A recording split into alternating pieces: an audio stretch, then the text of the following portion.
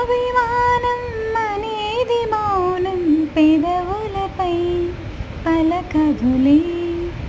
అనురాగం అనే స్వరాగం స్వరములకే దొరకదులే. నిన్ను కలిసిన ఈ క్షణమే చిగురించే మధుమురళి.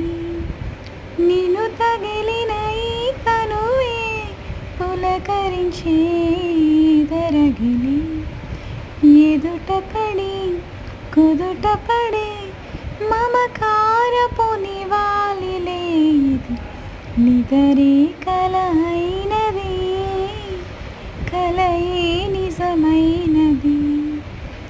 బతుకే జత అయినది, జతయే అతనన్నది.